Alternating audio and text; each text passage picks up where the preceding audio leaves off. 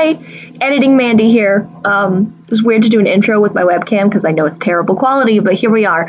I'm Mandi Grace, author of 10 novels so far. This is a very long excerpt from what was part of my dystopian rewrites vlog, 15, and that vlog ended up almost 2 hours long because of this specific section. So I have taken out this section from the vlog and made it its own video. Essentially, I read an article about Save the Cat, and then I ranted about it for an hour. You're welcome.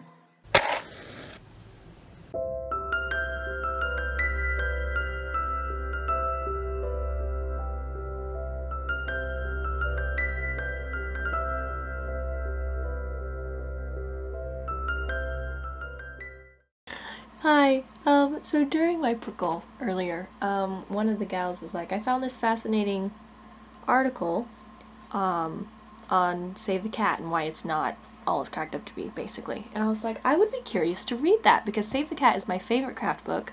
It's the only way that I plot. It was the first craft book I ever read, and I will swear by it and die by it. But I also know that it doesn't work for everybody. Like, I get that. Some people read Save the Cat and it doesn't fit, and that's totally fine. But it fit for me really well. What was that noise? Did you hear that? Was that the cat? Lucky? Are you alive? Did y'all hear that? Anyway, it fit for me, right? So I was like, I'd be curious to read this article. It's a doozy, ladies and gentlemen. So it's called Why Save the Cat Can't Write a Novel. And I thought going into it that it would be a bit satirical.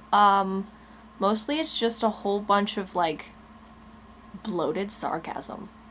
And A, I'm defensive because I love Save the Cat and I use it and it works really well for me. And B, I'm defensive because I really hate this writing style. So I haven't gotten very far. But I need y'all to know it's driving me nuts. Basically, so we got to a point. Listen, it starts off being like, I didn't like the original Save the Cat, and let's see if I like writes a novel any better. Except the way that it says that is, I was pretty hard on the original, but maybe the intervening 13 years have been enough time for the advice to crystallize into a more useful form. Just kidding, it's still nonsense, albeit a slightly different flavor of nonsense. And then it goes on about talking about overpromising. You know, setting up that the tool that I am offering, if I was Jessica Brody, is going to be useful and change your life and things like that. The things that, you know, I don't know, you're supposed to do to be like, okay, you have a problem, I have a solution, here you go. That's how marketing works. But apparently that was real offensive. So there's a whole paragraph about that I was just rolling my eyes at because I was like, this is stupid. And then they quoted, whoever wrote this article, I don't know, they quoted a specific part of the book that was just way too over the top for them that says, and now, after plotting countless novels using Save the Cat methodology and teaching thousands of other authors how to do the same, I've come up with an easy-to-follow step-by-step process for teaching novelists how to harness the power of that storytelling code and turn it into compelling, well-structured, unput-downable novels. And I'm sharing it all with you here in this book. That's... Listen... This is what you call a thesis statement, right? It's like, this is what I'm going to teach you in this book. I see nothing wrong with this. Anyway, so there was that, right? I don't know why I'm sharing all this with you, but I was reading it and it made me want to just like chuck my computer, so now I'm telling all you about it. Anyway, the writer of this article goes on about the overpromising ridiculousness of saying things like that at the start of a craft book. Like, how could you promise to do anything? They also talk about that Jessica Brody teaches authors online, and they make a weird point that if she has to teach a course about her Save the Cat book, then her claim that the book is great is false.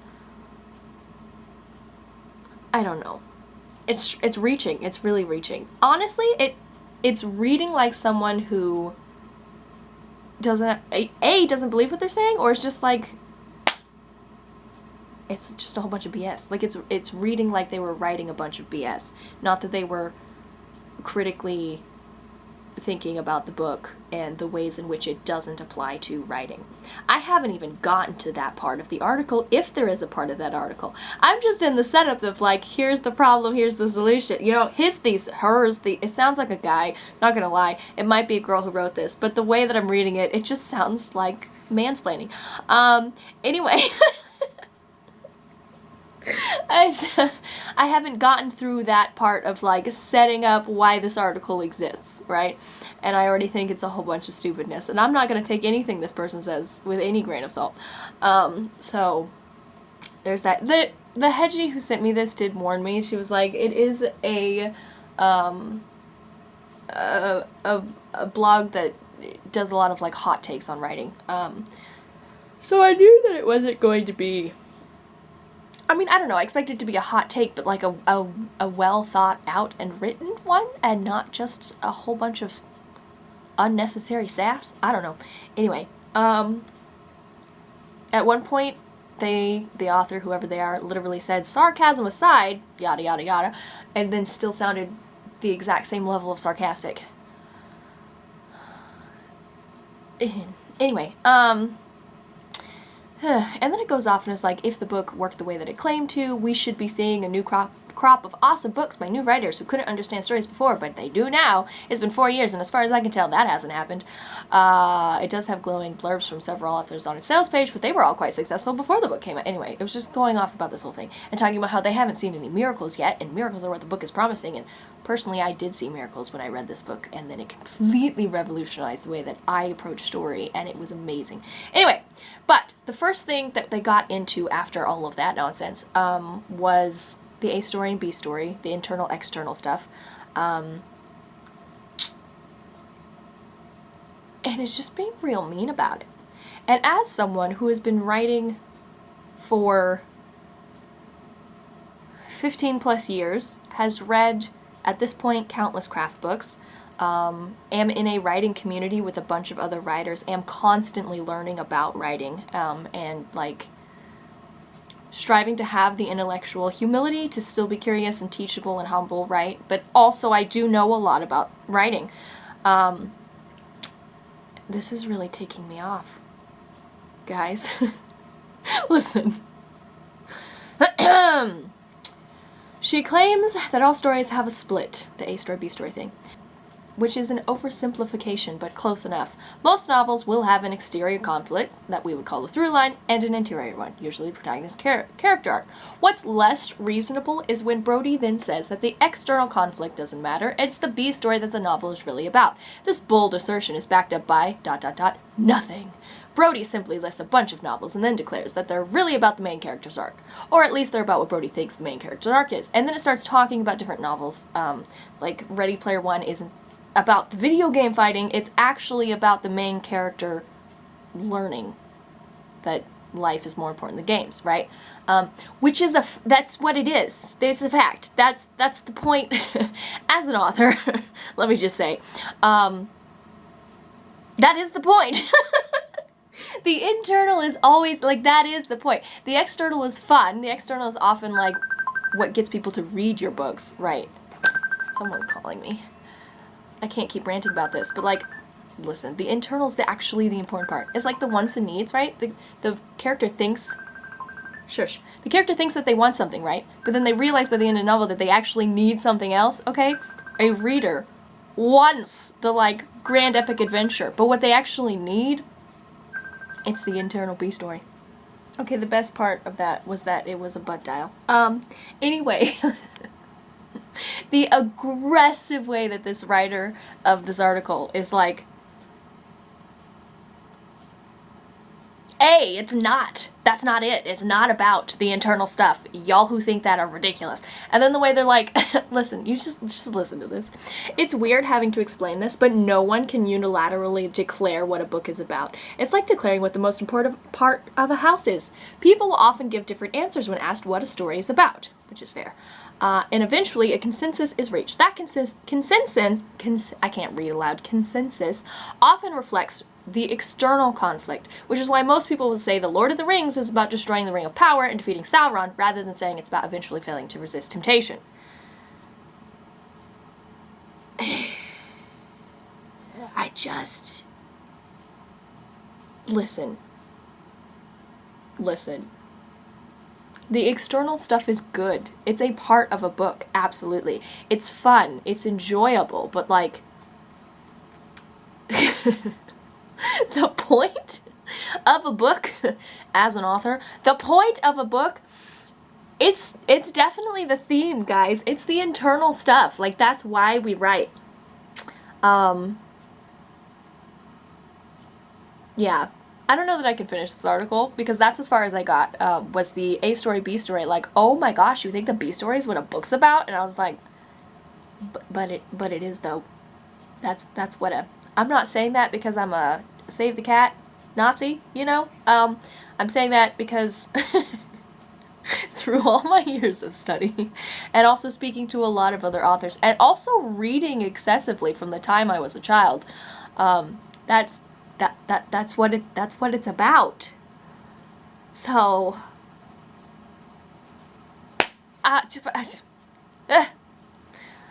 yeah.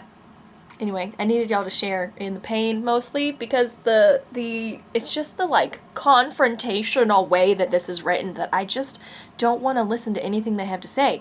And then, behind the confrontational, everything that they're saying, I just disagree with, so... Yeah. I thought reading this it would be like, oh, here's a fascinating take or something interesting to think about in terms of Save the Cat and the ways that it doesn't work with all stories or with certain stories, or like, I thought that this article was going to give me something to think about and like stretch my understanding and grow me as a writer, and instead it's just kind of made me mad and I didn't even read the whole thing. So we're moving on. I don't know if I should read it or not, and if I do, it will be from a place of like, I'm not actually learning from this, but I'll try and keep an open mind, and not from a place of like actual curiosity. I started with actual curiosity and it was snuffed out immediately by whoever wrote this and their BS. So, you know. Oh, I went back to reading. This is a great sentence. To give writing advice, you have to separate your own taste from objective criteria, which can be difficult, and Brody doesn't seem to try. You know who's definitely not trying? The writer of this article. Oh my word. They just take issue with everything. And not quietly, confidently, I'm taking issue with this for XYZ reason. It's like, I'm taking issue with this and I'm absolutely right, okay? Whatever you have to say is just wrong. Like, that's the voice that I'm reading this in, because that's how it sounds. This is entertaining. Thank you, Faya, for sending me this article. I don't know if I'm like stressed or I'm entertained or both, but this is a hot mess. And I don't think it's a fascinating article. I think it's a load of crap. Anyway, I think I'm gonna keep reading though. I'll keep you updated. Guys.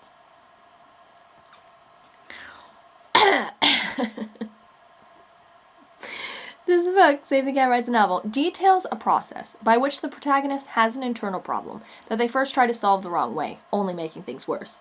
This process teaches the character a lesson that helps them actually solve the problem later. That's a cool idea and could work very well. Could work. Possibly. Maybe. That is the staple of storytelling. Have you read books, sir, ma'am, whoever you are who wrote this article? Was this meant to be... See, I went in... Listen, at one point while reading this, I thought this is just a whole bunch of satire, which means the person writing it does understand story. They're just being ridiculous on purpose, right? That's not a great definition of satire, but y'all know what I'm saying, right? Okay? But the longer I read this, the more I question whether it was meant to be satirical, or if this person just doesn't know what stories are. The next thing they do is talk about the problem, the want, and the need that Jessica Brody lays out in her book. So like the flaw that needs fixing, the goal that the hero is pursuing, and then like the life lesson that needs to be like the actual goal, right? They want something at the beginning, but they actually need something, and in the end they get what they need. And sometimes they get what they want, if that's the story you want to write, and sometimes they don't get what they want, but they're okay with that because they got what they need. Follow me? Okay, so talking about this advice that Jessica gives, and the first thing they say is, this is already confusing because these items are all interchangeable with each other. No, they're not! No. Maybe it's not confusing to me because I understand story, so like I understand the subtext and the nuance and the context of these three things, right? It's sort of like when you're writing a story as the author and then you give it to someone to read and they're like, I don't get it. And you're like, but I can see all those connections up here as the author. And they're like, yeah, but you didn't put them on paper, so I can't see it, right? So maybe, as an author, I get this, but like, so someone who doesn't understand as much is reading this and is like, yeah, that doesn't make any sense, and we as authors need to make it clearer. That's fair. Absolutely. But also, I can't decide if this person's an idiot on purpose for entertainment or if they're just an aggressive idiot. You know, like those trolls online who just say stuff. And you're just like, you know nothing, and you're just saying stuff to stir stuff up, so I don't really care what you're saying, you know? But I can't, there's like a fine line here where it almost seems like this person does know what they're talking about, and they're being ridiculous on purpose. And I can't decide which it is. I can't decide. Either way, it's simultaneously frustrating and entertaining. Let me read this. It's not clear if the parentheses is something the character can have instead of the all caps words, or if an explanation. So it says like a problem, and then it says a flaw that needs fixing, a want, or a goal that is, what did it say? A goal that the hero is pursuing, a need, or the life lesson to be learned. This is one of those areas where I can't tell if the writer of this article is being goofy or if they're just an idiot. Because obviously the parenthetical is explaining what the all caps word is. That is like ridiculously straightforward. This is not writing advice. I came to this article thinking it would be some kind of writing advice comparing Save the Cat with like why it doesn't work for all stories. And instead, I'm getting stupidity. But like aggressive stupidity that is like in your face being like, why is Jessica Brody so stupid? And then I'm like, why are you so stupid? Was that the point of the article? Is that what the writer's going for? Just to rile people up and be as dumb as possible on purpose? You're welcome, writer of this article. If that's what you were going for, you have succeeded. Good job. But also now I'm curious because the way that the Hedgie sister put it in the Slack was like, not in the Slack, in the Zoom. We were on a prickle and she posted in the chat was like, I read an interesting article. Interesting could mean a lot of things, but the way that I took it was I learned something, or there's something valuable here. Maybe she meant interesting as in entertaining and stupid, but that's not the way that I read interesting. So I came in with the expectation that this was like an interesting article, but in fact it's an interesting article. Which might have been what she said, but because it was in text, there was no inflection. So I took it the other way. And I'm just really curious what my Hedgie sister actually meant when she said it was an interesting article about Save the Cat. Because maybe she just meant like, this is super entertaining. Y'all should read this for a laugh. In which case, I have read it for a laugh. And it is kind of interesting and entertaining in a really stupid kind of way. But if she actually meant, this is fascinating, this is the discussion worth having about Save the Cat. Girlfriend, I have so many questions for you. I'm confused. Because this article is terrible. I messaged my Hedgie sister to get clarification. I said, hey, reading the Save the Cat article, it's ... something else, laughy face. I thought it was going to be a serious discussion of Save the Cat and why it doesn't always work for stories ... But it's reading like aggressive satire and poor understanding of story, and I'm so confused. The, like, laughing with the sweat emoji, like nervous laughter, you know? Just wanted to check in with you and see what your thoughts on the article truly were. Because I'm flabbergasted. Laughing face. We'll see what she has to say. I went out to dinner with my mom and the littles because they're at grandma camp. And we went to the park, and I'm hot and tired now. Also, little man had multiple poop explosions. So that was grand. Anyway, I'm back. I did hear back from Hedgie's sister. And then I asked her if I could share some of the conversation. Because she was also confused. So she was like, I legit cannot tell if it's serious or sarcastic, to be honest. I genuinely think they were being serious. Question mark, question mark. This is so funny. It felt more like a rant attacking it, so I was really thrown off and intrigued, since that site has pretty hot takes sometimes. I enjoyed Brody's class and used the STC method for all my outlines, yada yada. Like, she'd like save the cat same as I do. And then she says, my apologies for not clarifying better when I linked it. Maybe it's funnier, though, going in thinking it's serious at first.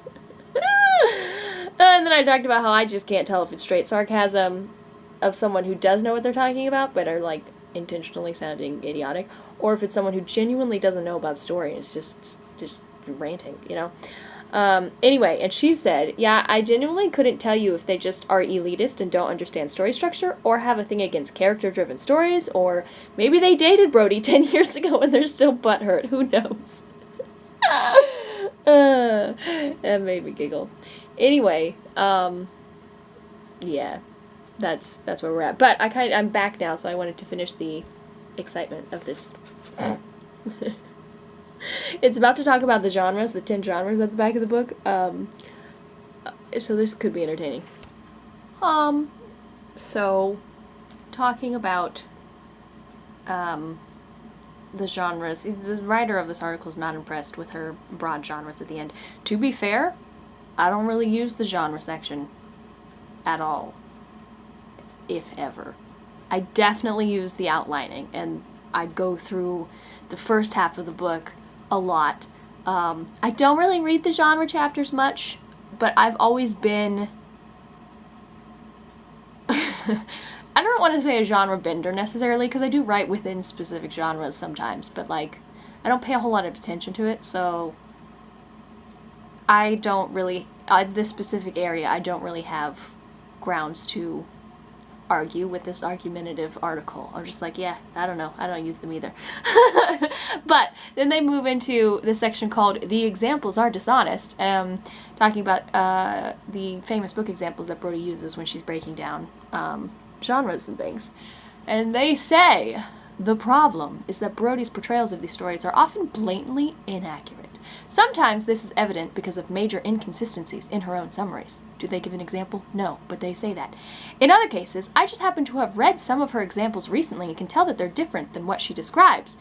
I just want to say, I had also read and or watched the various things that she describes in her book when I was going over it, and I did not run into anything that I was like, that's not what that book is.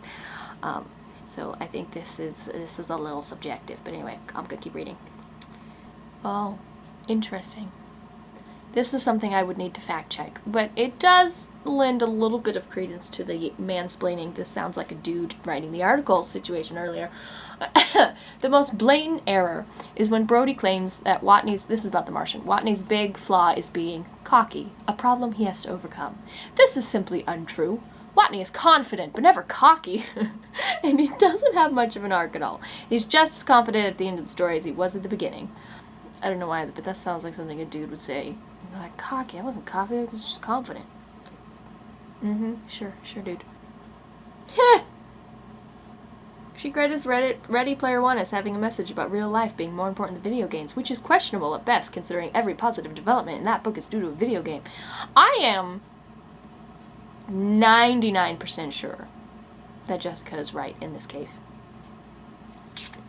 The point isn't the video games, it's the people behind the video games. It's like the real life people that he gets to know. People have been calling me a lot today. whether through malice or incompetence.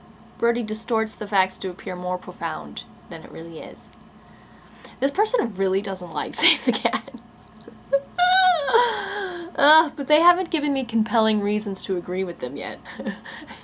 Reading writes a novel after the original Save the Cat is a real trip because they're written with such contradictory worldviews. Snyder's book is defined by out-of-touch commercialism. If a movie made money, it's a good movie, and you should want your movie to be like it. In contrast, Brody's book is full of literary snobbery, where little things like plot and world building are mere garnishes on the spiritually nourishing meal of character. Listen, I don't know if it's just because I am a character-driven storyteller. Always have been. I'm all about the characters. I get people, I understand people and what drives them, and that's what I like about stories. But I also world build. I have, this epic fantasy situation inspired by King Arthur, with a magic system that I have been building. It's not very unique, I'd say, because there's nothing new under the sun. And I'm not as clever as Brandon Sanderson, just like come up with something completely off the wall that no one's ever heard of. Anyway, point being, I do world build, and I do like to have fascinating, interesting plots and things, but like, I am the kind of person where like it all boils down to character for me, which is probably why I get along with Jessica's Save the Cat so much, because it's all about character. So, I'm predisposed to like it. Apparently this person just really doesn't like character-driven stories and really doesn't like Save the Cat.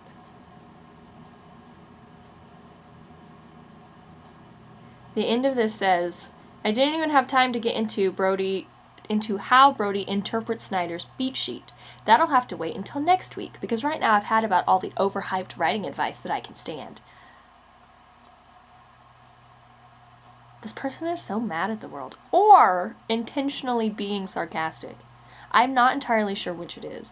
But if this is genuine, they're just real mad for no reason. And they did not, in this entire article, give me any reason to side with them or believe them.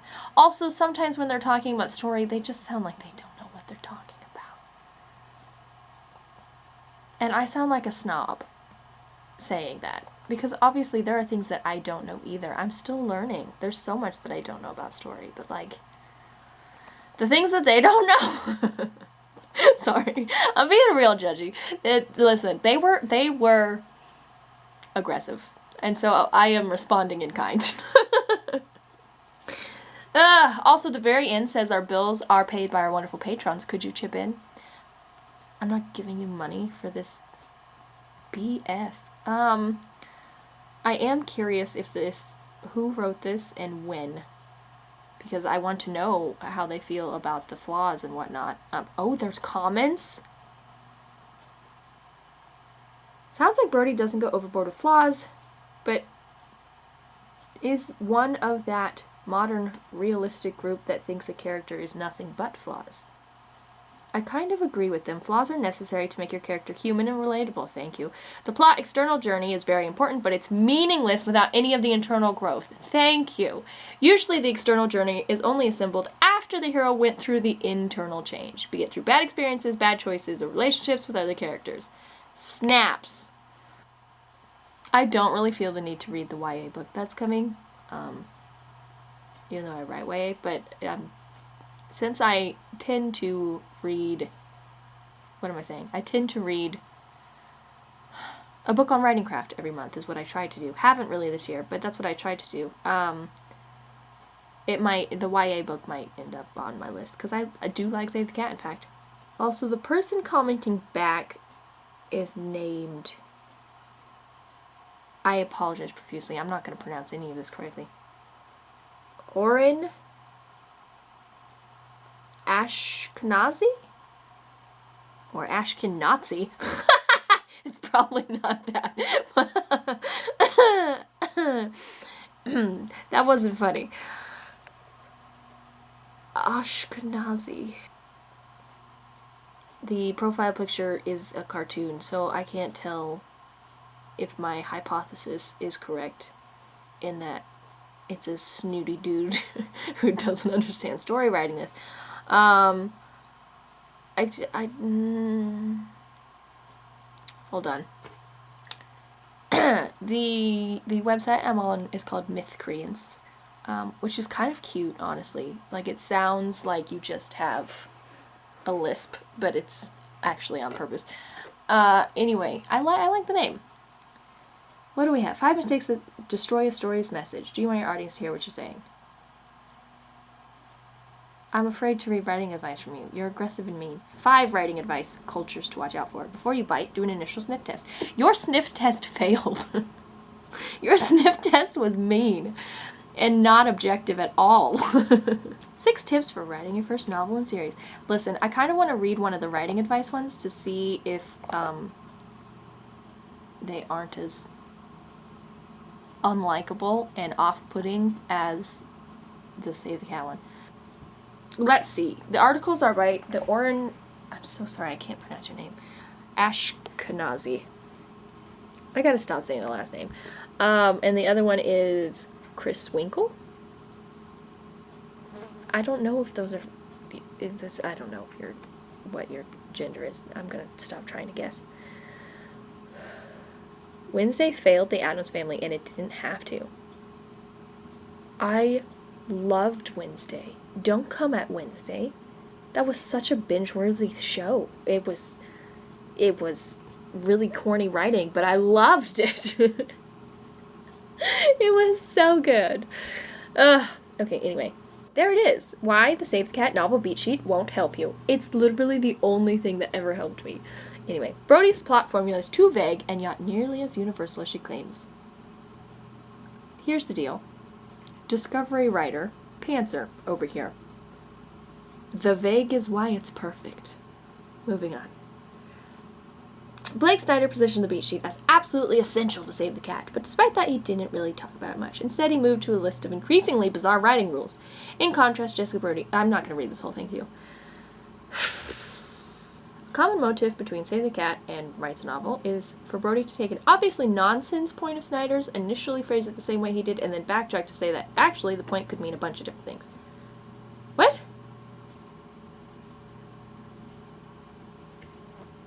Explain. Oh my gosh. This person doesn't get it. They're not as snobby so far sarcastically in this one, but they don't get it. Nowhere is this more obvious than in this debate, where Snyder imagines a hero literally spending 10 minutes deciding whether or not to go on the adventure. For screenplay. That would, time on screen. There's a fly in you. Sorry.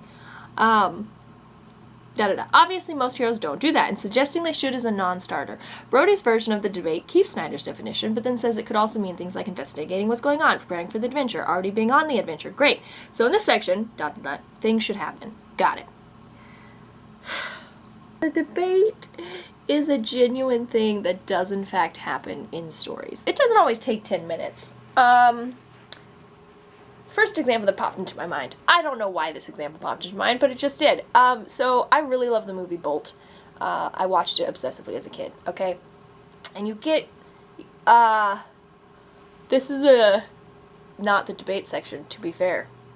So this is irrelevant, now that my brain is processing. I'm gonna say it anyway. So there's this moment, right, where,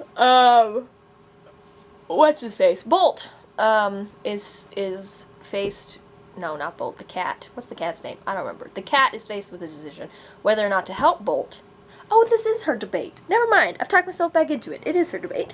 Anyway, okay, so Bolt goes off on his adventure towards the end of the story. He's like, I have to go save Penny. He goes, right? And then the kitty cat doesn't go with him. But she wants to, but like she also just wants a home. Saving Penny is not her goal. Having a home with Bolt and the hamster dude, because, she finally feels like she belongs, like, that's where she must be. Anyway, Bolt goes, right? And then the hamster wakes up and is like, where's Bolt? And the cat is like, he's gone. Yada yada. Anyway, and she sits there and she won't go, right? And the hamster immediately is like, we're going! And the cat is like, he wants to do it alone and has all these excuses. And the hamster is like, the hero always does this. They want to face the end all by themselves, but like, at the breaking point, they I don't know, I can't explain it. I'm gonna look up the clip. I'm gonna look up the clip. This is turning into a whole thing. YouTube? Which is not what I need. Like, you know what I mean? Nope. Nope. About that. Nope. They Nope. and take their Nope. Nope. Nope. Nope. Nope. fault. Nope. It happens right after this. I need the next clip. Wait, is it like Rhino's speech to Mittens? I don't know what to Google. I can't find what I'm looking for. But basically, she wants to go, but she doesn't go. And then she thinks about it, and then she goes. Listen, so like at the beginning of the Hobbit movies, to be fair, despise those movies. They're nothing like the books. They're nothing like the original Lord of the Rings trilogy. They're just not good. But moving on. For an example, at the beginning, the dwarves show up. They bring their chaos. They're like, "Come on this adventure with us," and Bilbo says no. And then they leave. And then Bilbo does what? Bilbo debates. And then Bilbo decides to go on the adventure, and he goes on the adventure. And that is not the only story that I could pull an example from, because the debate is a thing. It really is a thing in storytelling. Hi. You want to rant about debates with me? You gonna think about it? You gonna debate whether or not to come talk to me? Okay, it's getting real dark and I can't figure out which light switch is gonna turn on that light for me. So we're just gonna talk in the darkness for a second. Listen though, debates. My camera died, if you couldn't tell. It was like, please stop ranting, and died. And then I realized that all 3 batteries are dead and I hadn't charged any of them, so we had a very long break. But anyway, debates, hi Lucky, it's okay, you can come talk to me. Debates really do happen in stories. They really do. And they don't have to be as obvious as a debate as the Hobbit example, where Bilbo was literally like, should I go? Should I not go? You know? And honestly, when it's subtle, in screenwriting specifically, when it is subtle, it is brilliant. It's one of my favorite things ever. When the stakes have been set up in such a way that I, the viewer, understand what will happen if they go or if they don't go. And you can see all of it flash in an instant on the person's face. This is also a mark of good acting. But you can see something happens and they're like, should I not? There's just like an instant facial tick, right? And I, the viewer, know exactly what that character is thinking because it was set up in such a way that I know what's going on. I know what they're thinking. If I go, XYZ will happen. If I don't go, XYZ will happen. Which of these is good or bad? I don't know. Anyway, it's just chef's kiss, honestly. When it's subtle, but it's well done, it's just brilliant. So yes, debates don't have to be overt debates. But like, the debate is still a thing that happens in stories. It happens in a lot of stories. And I don't understand why that's confusing. I did read further in the article while my camera was charging, because I had nothing better to do with my life. And I will say that they make a valid point that a lot of Jessica's advice is vague. So, for example, talking about the fun in games, the promise of the premise, she doesn't really explain a whole lot about it. Essentially, it's the middle of your, well, it's before the middle of your book, you're building up to the middle of your book, so it's like all the things are happening. So in my Robin Hood series, the fun in games bit is, we're fugitives in Sherwood now, let's rob a few caravans, stop a few executions, like obviously Robin Hood stuff, but like related specifically to my characters. That could be any number of things, and in each of the 5 books, there were different fun and game scenes that were all under the umbrella of robbing a few caravans, stopping a few executions, but it was like individualized for each of the characters and what was important to them, you know? Maybe you don't know because this is way too big for you. But anyway, the point is, I get it. When I read Save the Cat Writes a Novel, Jessica was vague, but I understood that vagueness. But I think it's fair of this person writing this article, and then also other people in general who take issue with Save the Cat. I think it is fair to be like, what am I supposed to do with vagueness? I don't know if it was because I'm a discovery writer, if it's because I have been reading and writing and learning and taking classes and reading craft books and like immersed in story my whole life. So I already have an understanding of the story, and therefore when I read Save the Cat the first time, I already knew what she meant, if that makes sense. I don't know. I couldn't tell you why it is that I completely understand her vagueness, but I got it when she was talking about it. And this person is like, speaking of extreme vagueness, we have fun and games. Snyder imagined this as a low, long tension sequence where the hero just messes around for a while, which he claimed would fulfill the promise of the premise. The closest match in a real movie would be how many superhero origin stories include a section where the protagonist experiments with their newly acquired powers. These sections trade tension for novelty, which can work, but you'll notice that most stories don't have anything like them. We'll get to this in a minute. Brody is way vaguer than Snyder. She keeps the idea of fulfilling the promise of the premise, but since she gives no idea on how to do that, or how to come up with a premise in the first place, you're left entirely on your own. There's nothing to distinguish this section from any other part of the story, and indeed a lot of Brody's examples make no distinction. Most notably, she says that in The Martian, fun and games is Watney learning to survive on Mars. In The Hunger Games is Katniss learning to survive in the arena. I'd agree with that assessment. You may notice that in both cases, that's the entire book. Instead of saying anything specific, Brody's beat sheet takes 30% of your novel and says, plot happens here, which is a fundamental part of storytelling. I got it when I was reading it. I mean, I understand what she means by the fun and games. And then, I also, I like having a vague outline so that I can discovery write through it, and so I have a direction for my story. I can come back to it and it's not all over the place for editing, but also I'm not constrained by the plot, which I don't like, because my characters have minds of their own. They just wander off sometimes, and I just follow. So I like that it's vague, but I understand, like, I get it. So part of this might be just that, like, Jessica's brain and my brain work similarly, so it was easy for me to understand her book. I was like, I get this, you know?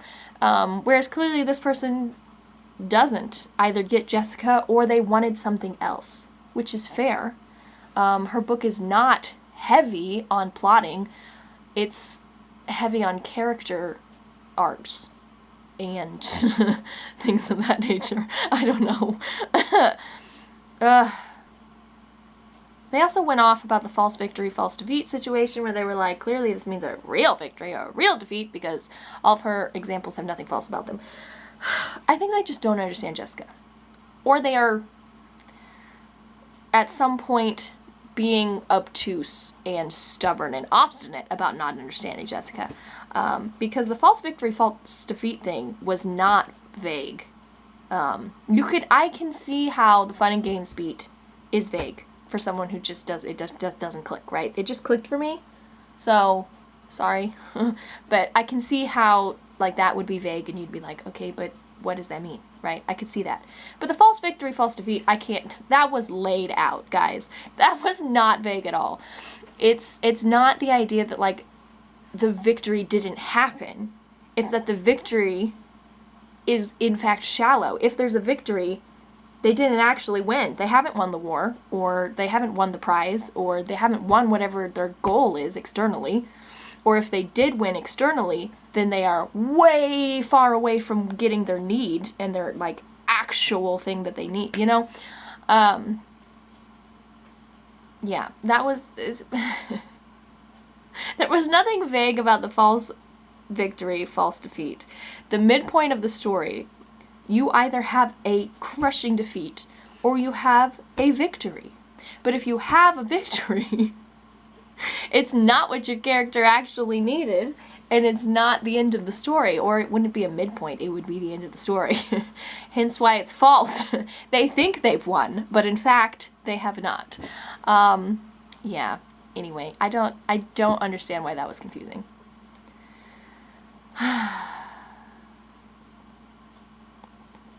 But this person says, her description is so broad that any instance of the hero winning or losing something near the middle of the story would qualify. You can see how it would be easy to find examples of that in most books, and also why it doesn't mean anything. I don't understand why this is hard for you. Finally, the fakest point on the entire beat sheet is the dark night of the soul.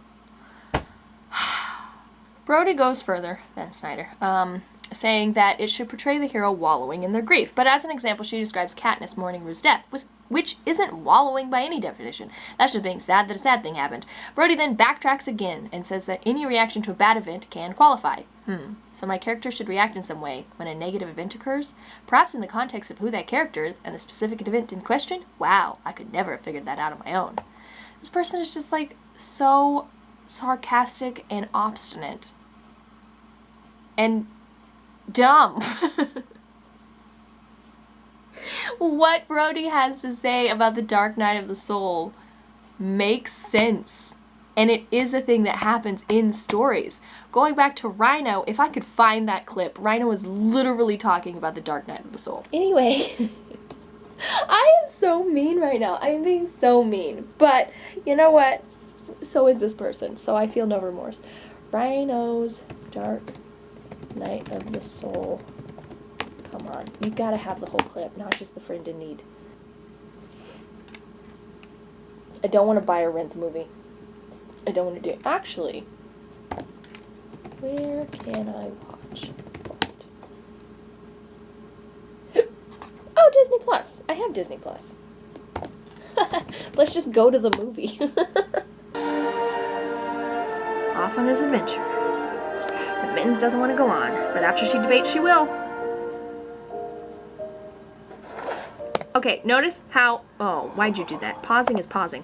She doesn't want to eat her food. She wanted to stay here because there was all the food and there was the perfect home and, like, they could survive, right? But now that Bolt's gone off on the adventure, she's like, I have no appetite. Because, in fact, I do want to go on the adventure with Bolt, but I am too afraid. And I'm staying where it's comfortable.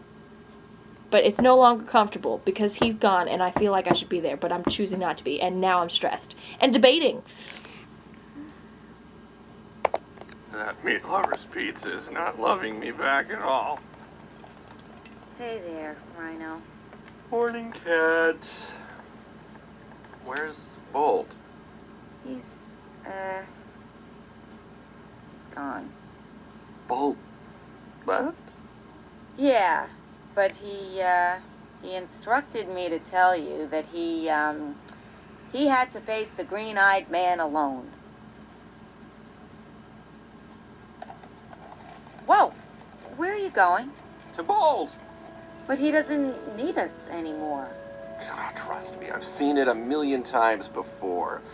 In the cold, dark night before the battle, when the steely fangs of evil are sharpened and poised to strike, the hero must go and face his greatest challenge alone. But if Bolt's taught me anything, it's that you never abandon a friend in a time of need. When your teammate's in trouble, you go. Whether they ask or not, you go. Not knowing if you're coming back dead or alive. He went the other way.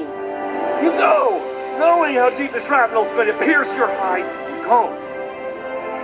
Now look at that face. Look at that debating face right there. Look at that face. And then what does she do? After she thinks about it, and, mind you, debates, she goes! Anyway, yeah, that's the clip I was looking for so long earlier, you guys, and I could have just pulled up the movie. Anyway, also, I'm curious how copyright's gonna work on this video when I edit it all together, but it'll be fine. This is all fine. Anyway, point is, what is the point? This person doesn't understand Save the Cat, and that's fine. But they took their confusion and their non-understanding, and were like, clearly that means Jessica's an idiot. Whereas they could have said, I don't understand this, which A, could mean that it doesn't work for the way my brain works and the way that I approach crafting story, which is fair. Every writer has a unique process, And it's kind of fun to learn all these different processes and then pull the pieces that work for yourself and create your process of how you write stories. It's a beautiful thing, really, to watch writers do that, especially new writers that are like, there's so much advice. And then they're like, wait, I could use a little of that and a little of this, and then I have my own magic. And it's like, yes, girl, get it. Anyway, when I say girl specifically because I'm in a female writing community, but anyway, point is, it's beautiful to watch writers find what their process is with little pieces of lots of different things, and that's great.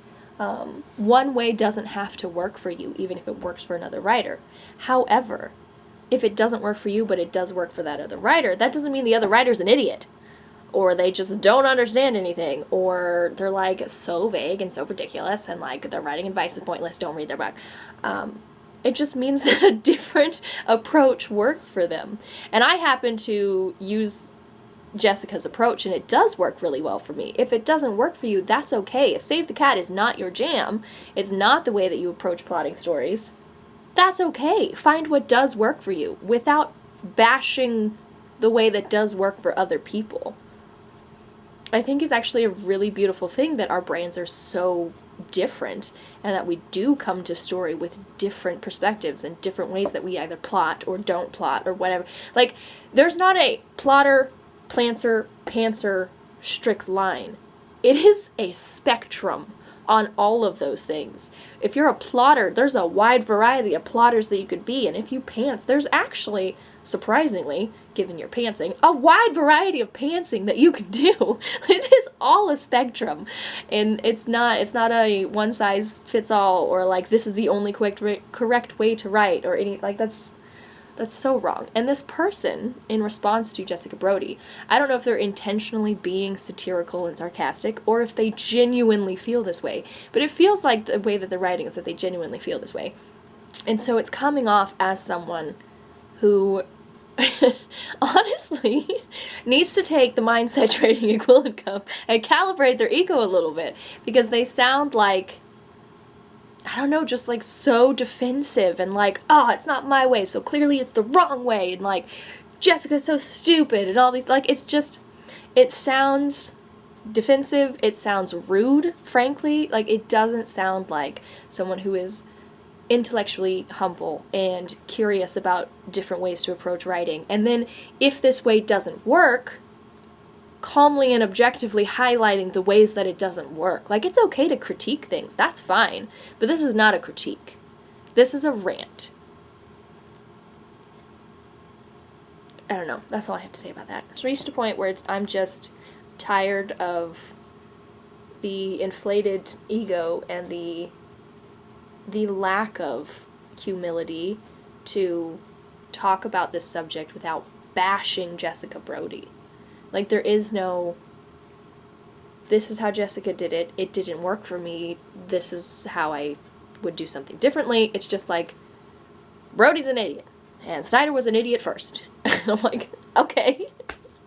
I disagree wholeheartedly, but like, you don't have to say it like that. Anyway. Okay, I did actually keep reading, and the author of this article is now going off about how Brody's suggesting that all stories have a catalyst is like so wrong, which I think is fascinating, because I don't believe I've ever read a story that doesn't have a catalyst to some degree. There is always something, however big or small, that sets the story in motion or pushes the main character to actually be involved in the main plot, usually after a debate. But there's just such a long section in this article discussing why catalysts are not part of storytelling. Their example was Game of Thrones, and how Eddard Stark is very slowly drawn into the chaos and the power struggle in King's Landing, and there's not like an obvious catalyst, but I disagree. I would say Robert showing up at Winterfell and being like, hey, you're gonna be my hand to the king, thanks, and being forced by honor to go in the first place and leave his like, that is the catalyst. Leaving his home because his king asked him to, and he's honor bound to do it. Like, that is the moment that he gets drawn into every... Anyway, I disagree. There's a catalyst in every story. So this very long rant about how catalysts aren't in stories, I don't know. Okay, this is less serious, but they did just bash Tolkien, and I can't have that. I adore The Lord of the Rings in all of their glory. So this side comment about the setup potentially being a waste, because once the characters are off on the adventure, what they leave behind doesn't matter anymore. Question mark? And then they say, that's why The Lord of the Rings really should have spent less time messing around in the Shire. Don't come after Tolkien like that. Like, I wasn't agreeing with you or, like, open-minded towards your advice previously, but now I'm even less so. Don't come at Professor Tolkien. Okay, don't do it. Oh, now we're ranting about the all is lost moment not being a thing in stories. It's literally a thing in stories. I don't know what to do with this person.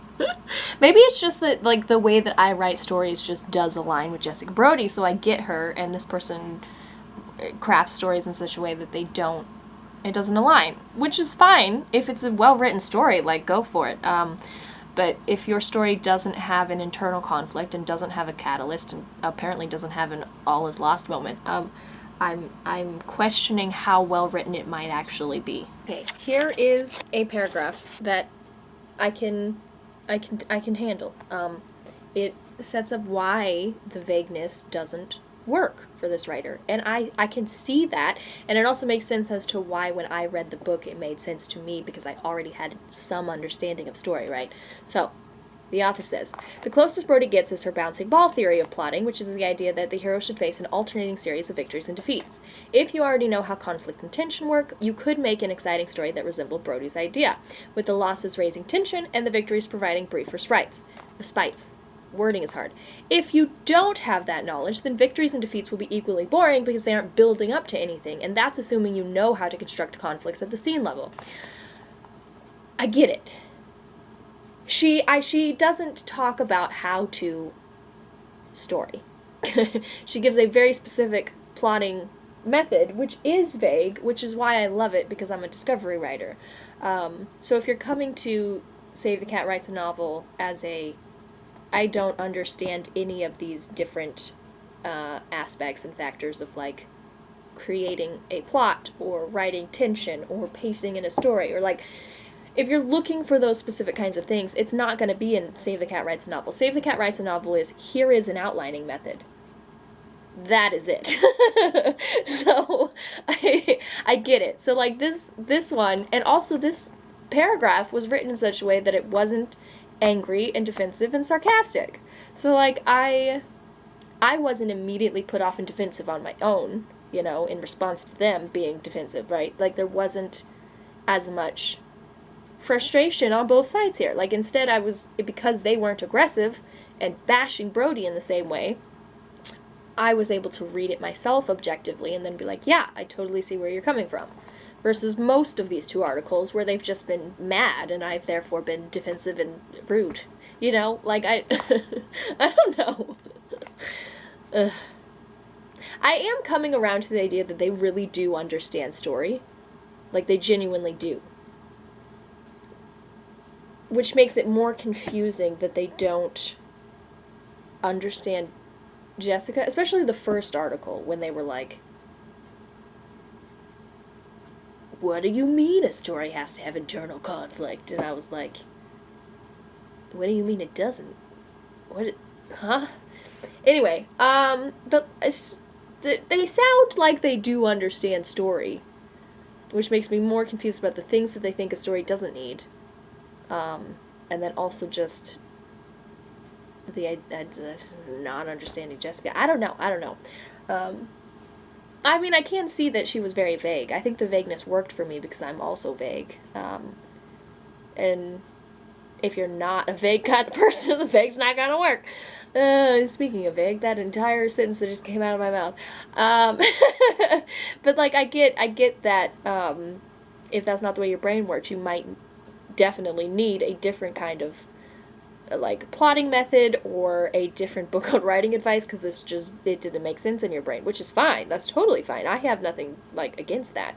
As I ranted earlier, I think it's actually really beautiful that we all are different, and, like, it's cool. But this person isn't addressing the idea that Jessica has a way of doing things that works for her, and also for a lot of people that use Save the Cat, and then obviously they have their own way of doing things, and potentially that also works for them. I say potentially because I have 2 articles of experience with these people, and I think they are very bad at objectively critiquing anything. And obviously I haven't read any of their actual stories or their like, advice. I did pull up one of the links to one of their advice things that's unrelated to Jessica to read it and see if it's less of just an angry rant, but haven't gotten there yet. Following this sheet will only waste your time. They're just so combative. Why are they combative? I'm not convinced that anyone has actually finished a novel using this beat sheet. But what would happen if you tried? Assuming you weren't already an expert, you'd start with the character as a whole laundry list of flaws, many of which you don't have time to address. But it's fine, you gave the character a neat hobby, so readers are sure to care about them anyway. Then you have a bunch of exposition where nothing is happening because you need to establish all the people in your hero's social circles, and once you're done with that, it's time for a disaster that will somehow motivate your hero to do something. It's hard to project further because Brody has so little advice on how to craft a plot. But, oh, my computer's gonna die. But there's a long section where the story meanders around because Brody's only direction is to fulfill the promise of the premise, and your hero meets some extra characters who are related to the internal conflict in an unspecified way. Finally, something bad happens that might be the worst thing your hero has ever experienced, or it might be a more commonplace problem. It's okay though, because your hero pulls a solution out of thin air and then learns a lesson. How many of the hero's flaws does that lesson address? Only Brody knows. I can't take this. Back at the top, I'm not convinced that anyone has actually finished a novel using this beat sheet. I have written and published 10 novels, 7 of which at this point with the Save the Cat beat sheet. People really enjoy my stories. They are character driven, so it sounds like you might not enjoy them, but I do have a dedicated fan base. What are you thinking, Lucky? Battery died. Dramatic change in lighting. Basically, I have so much to say, I haven't been waiting for the batteries to charge fully, so I keep switching them out really quickly, and then talking some more until it dies, and then switching it out again. Anyway, it's been a whole problem, but I don't want to wait, because I have so many things to say. Anyway, what I was saying is that my dedicated fan base, to the point that when I rewrote an entire series, I had plenty of people, which kind of shocked me to be honest, who had bought and read the original series, that then bought the new series because that's how dedicated my fan base is. So I would say, with confidence, people do read and enjoy my stories.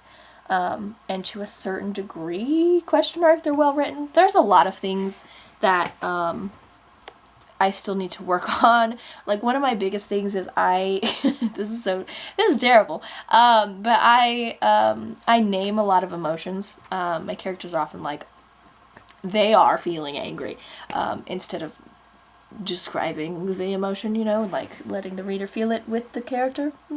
Yeah, that's currently where my struggle is at. But in spite of having flaws and having things that I can still work on and grow as a writer, I would still say that they are decently well-written stories, and I do have readers who really enjoy them, and will keep buying the new copies when I add more to the story and rewrite them. So it is possible to use Save the Cat effectively, I guess, is the point of what I'm saying. Because I write all of my stories since the first moment that I read Save the Cat back in 2019? I don't know. I don't remember when. Whenever it happened. Since the moment that I read it, it's always what I use. And I have tried other things because I read craft books almost every month.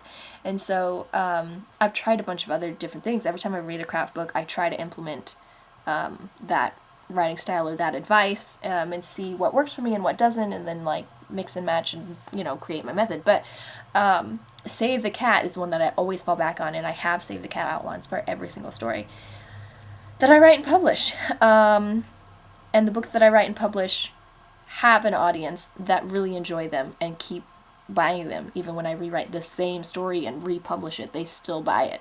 So in answer to your I'm not convinced that anyone could use this outline successfully, I have.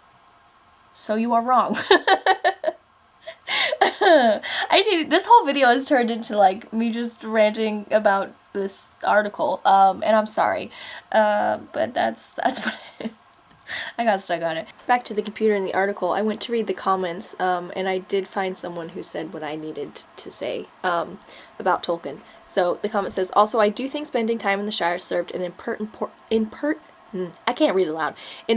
purpose in Lord of the Rings. The cost of war is a big theme throughout the story, to the point that Frodo cannot return to his quiet life in the Shire. For that to hit home, readers have to be as attached to the idea of the Shire as he is. Otherwise, it's not sad. It's awesome that he gets to go into the West with the elves. Of course, that could have been established with a much lower word count, but finding that sweet spot of not too spare or too verbose is really a matter of personal preference. For some readers, Tolkien's wordiness is a feature, not a bug. That's exactly what I was feeling. But I appreciate that someone else said it, because it was too abstract and vague in my head until I saw it written down, and then I was like, that's it, that's what I was thinking. Okay, I read the 6 tips for writing your first novel in series. Starting with a huge project will make your life difficult. And it was calm and objective and helpful. So I'm even more confused about the very aggressive ranting and bashing of Jessica Brody. Clearly they think her advice is absolutely stupid and no one should follow it.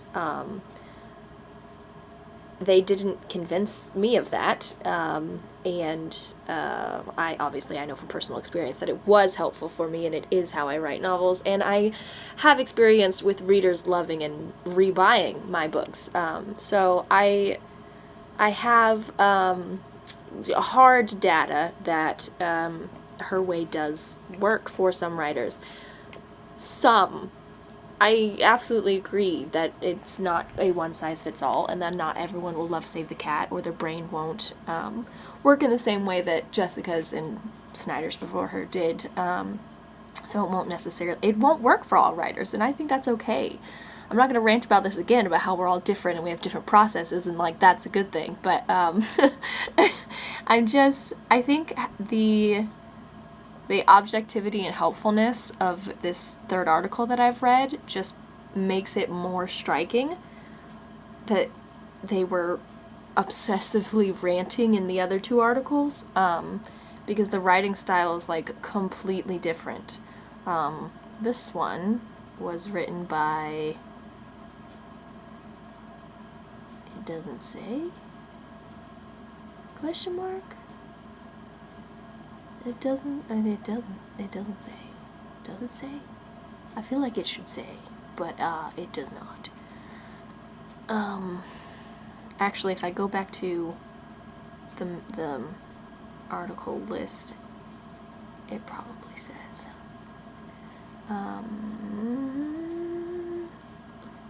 Where did I find this article? I don't remember, but I'm about to find it.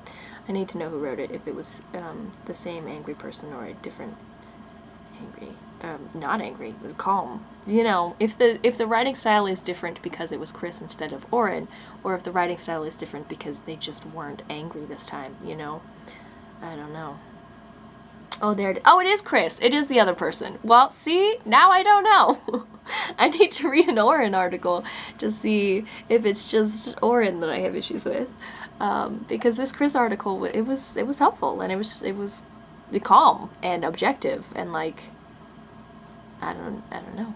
Okay, the latest Chris Oren. Worst villains of gargoyles. I don't know what gargoyles is, so that's not gonna help me. 5 common problems with background characters. That's an Oren article. We'll read that and I'll get back to you. Okay, so I read this, going back to the top, 5 common problems with background characters, right? And it was less angry ranting than the Jessica Brody things, but it was still very, like, judgy and, like, over the top in the writing style of judgment. There's a lot of sarcasm. I don't necessarily have a problem with that. I'm a very sarcastic person myself. And the story that I'm currently writing, my dystopian trilogy that I'm rewriting, the main character Cassie is like one of the most sarcastic people I have ever met in my entire life. So I don't have a problem with sarcasm itself, but giving writing advice by sarcastically bashing other stories, and he does in this, I'm assuming it's a he, in this story as well. Article, that's what I was looking for. He does in this article as well. He's not afraid to name books and authors and specifically be like, they suck. Most of which I haven't read, so I can't really comment on him. He talks about the Wheel of Time, talks about Crescent City, talks about things that I just haven't read. So I can't, like, comment on whether or not he's correct in his assessment, but he's definitely not humble in his assessment. You can dislike something and critique something without making it sound like you're the most intelligent person in the room. Like, I don't know. It wasn't as in your face aggressively angry as the Jessica Brody ones, but it was still a little off-putting. And like, y'all should listen to me because I'm the only smart person in the world. Calm down. And I apologize to Oren if this is not an accurate description of who you are as a person. This is how you're coming across in the 3 articles that I've read from you. But, you know, you might be a wonderful human being. I don't know. I don't know you. I don't know why I'm apologizing directly to you as if you would ever watch this video, but like,